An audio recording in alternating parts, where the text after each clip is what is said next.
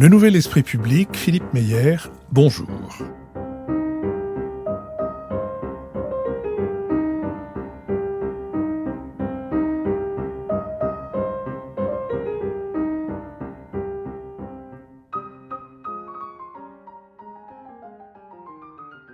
Bonjour, merci de nous avoir rejoints pour ce 3e épisode de ma conversation avec Marion Godefroy-Taillard de Borms. Bonjour Marion. Merci, ravi de vous retrouver. Et après avoir essayé d'explorer l'histoire de la gastronomie, nous allons, grâce à vous, explorer aujourd'hui l'histoire d'un établissement particulier, le Fouquet's.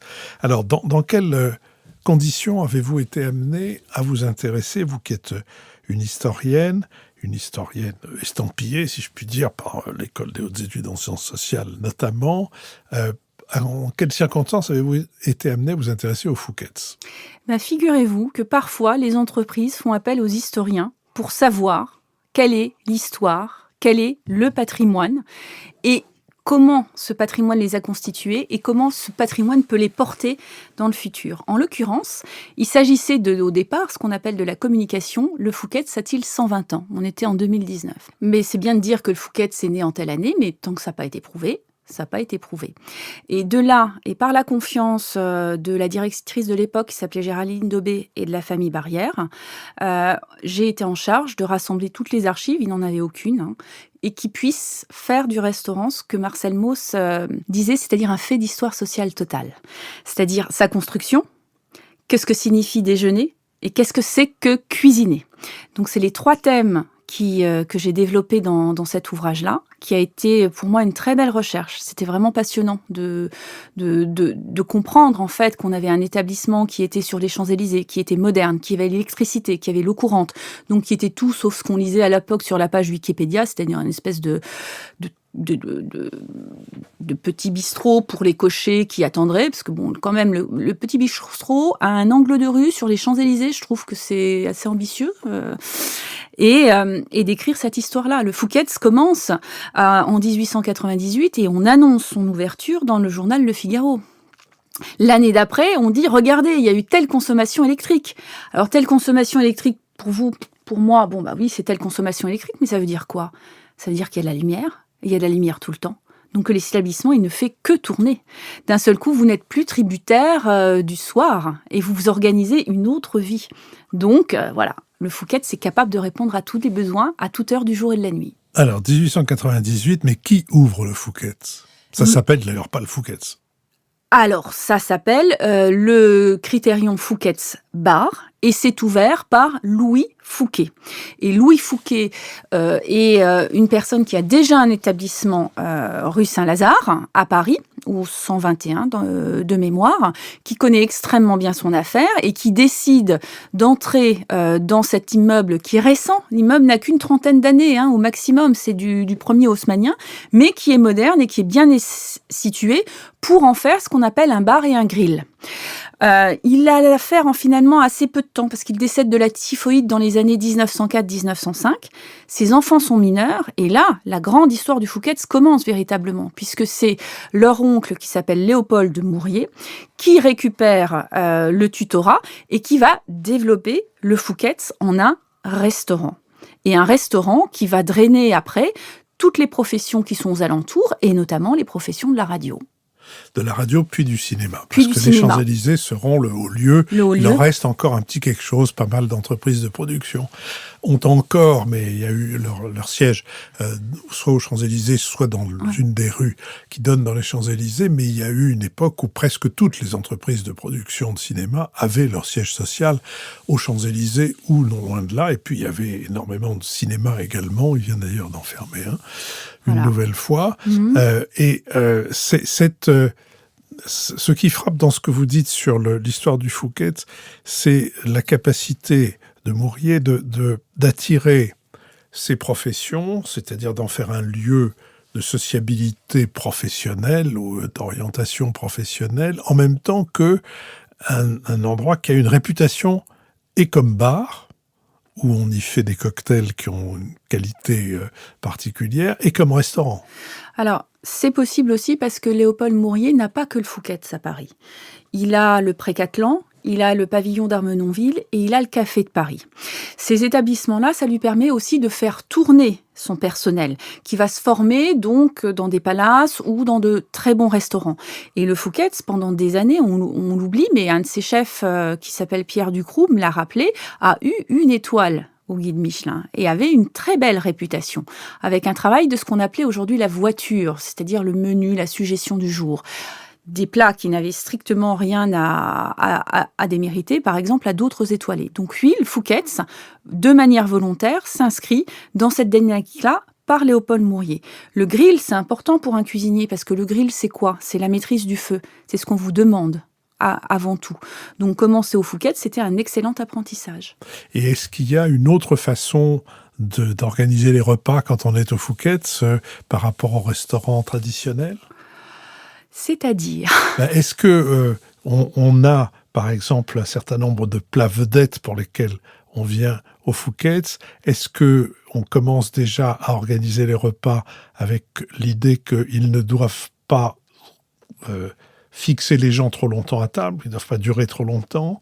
Est-ce qu'on cherche à attirer le chaland en mettant en valeur la légèreté ou la saveur ou enfin un aspect particulier de la cuisine? Est-ce qu'au fond, il y a une personnalité gastronomique du Fouquet's, ou est-ce que c'est beaucoup plus sa personnalité sociale, sa capacité à rassembler et à être l'endroit où, voilà, si on va boire un verre, on est sûr de rencontrer des gens de la profession avec qui on a peut-être pas suffisamment à dire pour prendre un rendez-vous, mais qu'on est content de croiser parce qu'on peut échanger 3 informations et puis se rappeler les uns aux autres qu'on existe.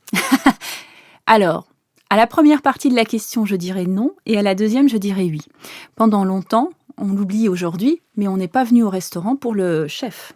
On n'est pas forcément venu au restaurant pour la carte. On venait pour le directeur, le maître d'hôtel, le directeur de salle.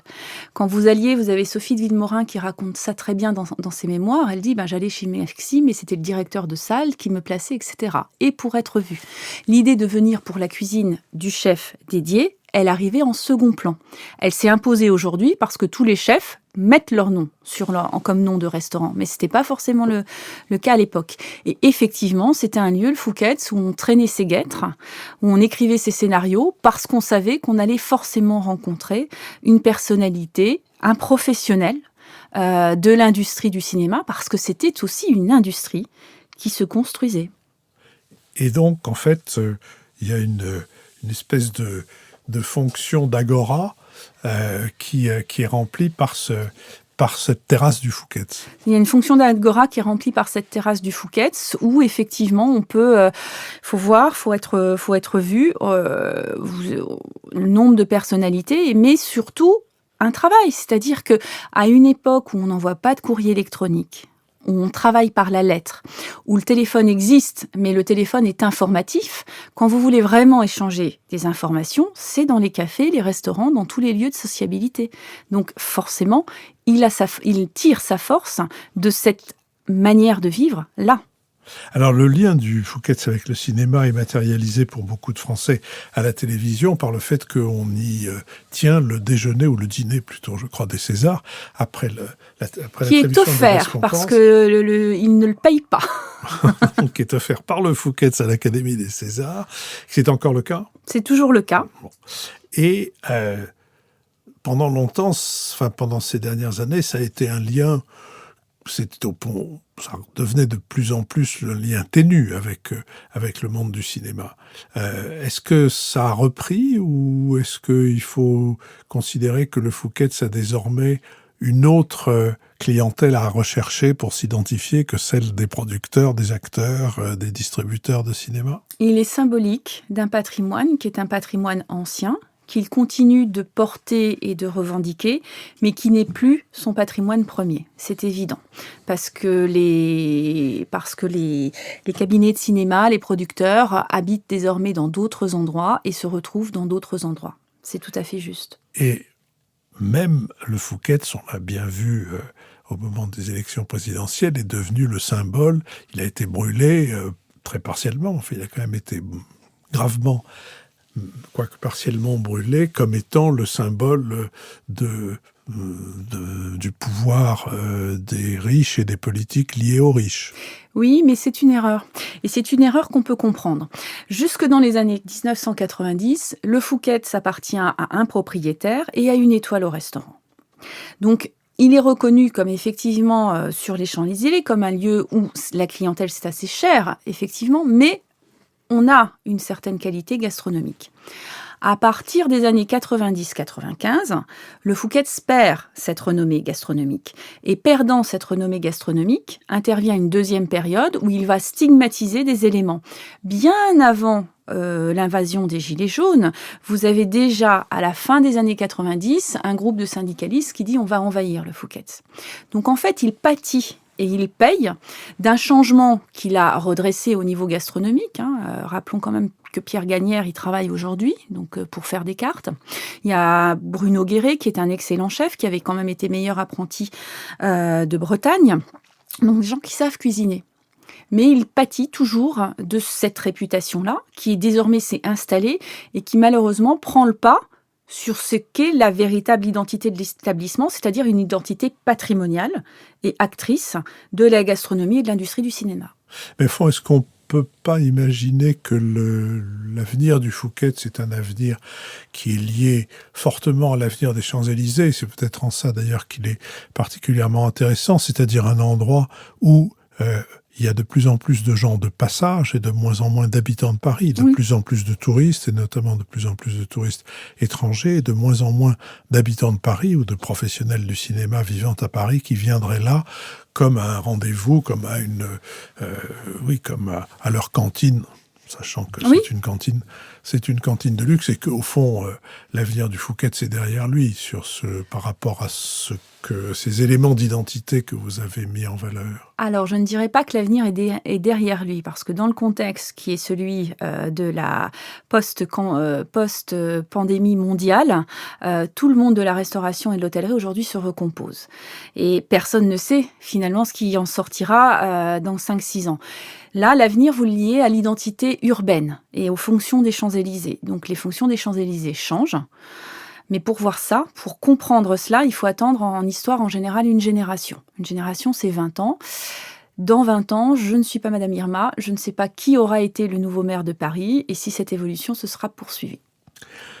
Marion Godefroy-Taillard de Bams, merci. Nous donnons rendez-vous dans 20 ans pour savoir ce qu'il en est du Fouquet's et par conséquent, nous pourrons vérifier si les évolutions suivent mes pronostics un peu pessimistes ou si au contraire, elles restent ouvertes selon votre appréciation. Merci et nous poursuivons notre conversation la semaine prochaine autour de la formation en histoire dans les écoles de cuisine et dans les écoles hôtelières.